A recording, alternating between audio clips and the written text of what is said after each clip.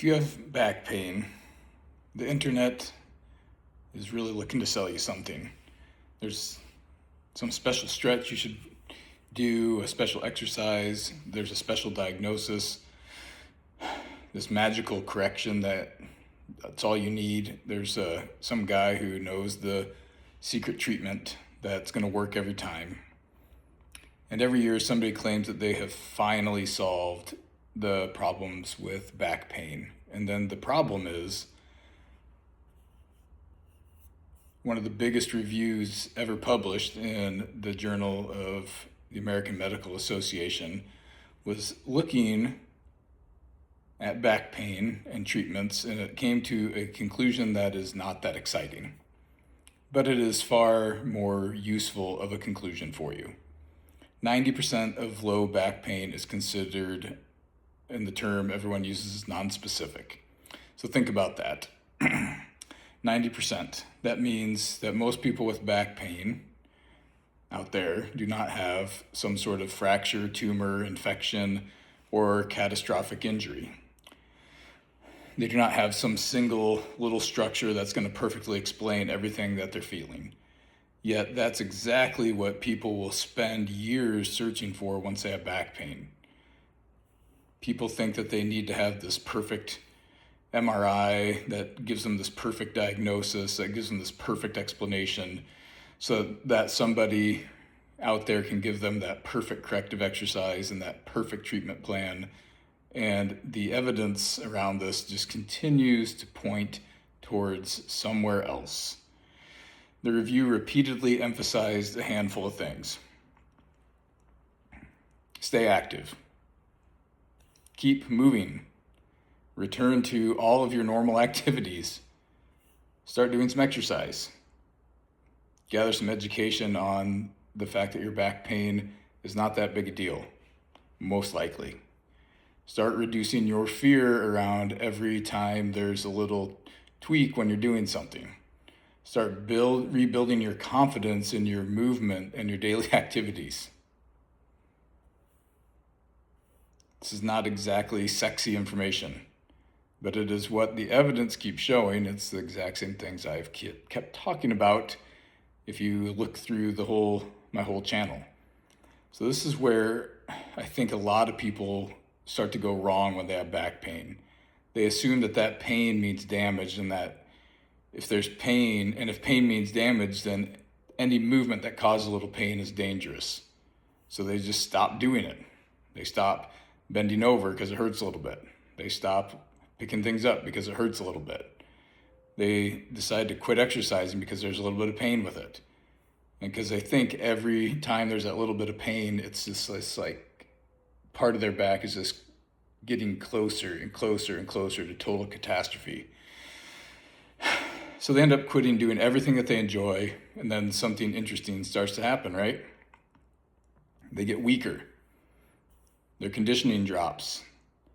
When those two things happen, their tolerance for movements and activities comes down. Now they're more afraid. Now their body is more sensitive to things.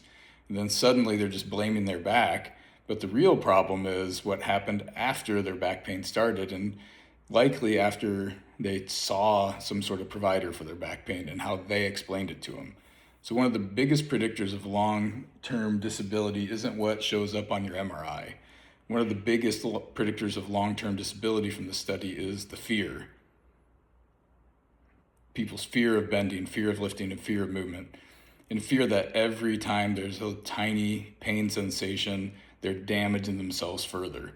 And once people start to become afraid and start to believe that, it gets so hard to get them to do anything.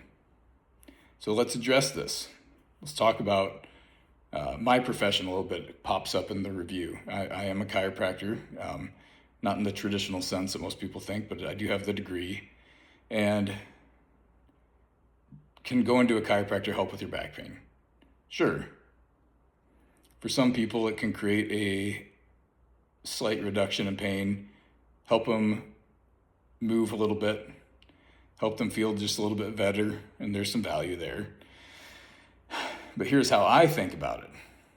Working on people manually is not the recovery.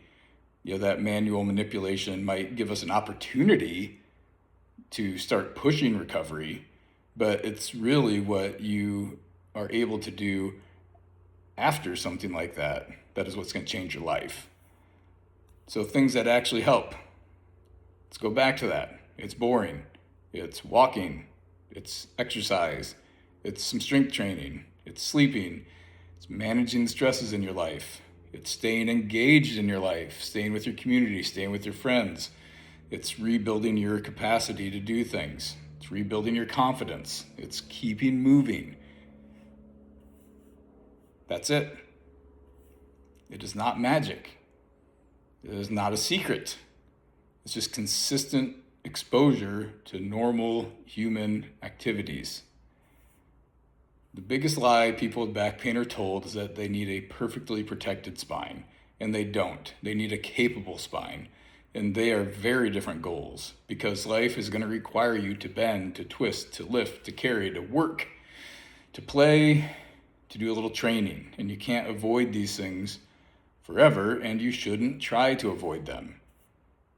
So every year there's a new gadget, there's a new device, there's some sort of new injection that people are trying, there's a new treatment method, there's some sort of new program on the internet somebody wants to sell you, and somehow the messages keep ending up in the same place when you look at these reviews. Move, exercise, stay active, reduce your fear, start building your resilience.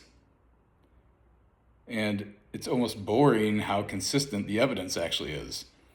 So most low back pain is not a sign that your body is broken in any way. It's not a sign that your spine is fragile as glass, and it's usually not a reason to stop living your life at all.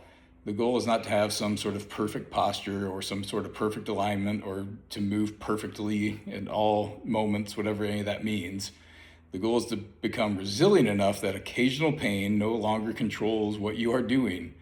And the goal isn't to create some perfectly protected back. The goal is to build a capable one.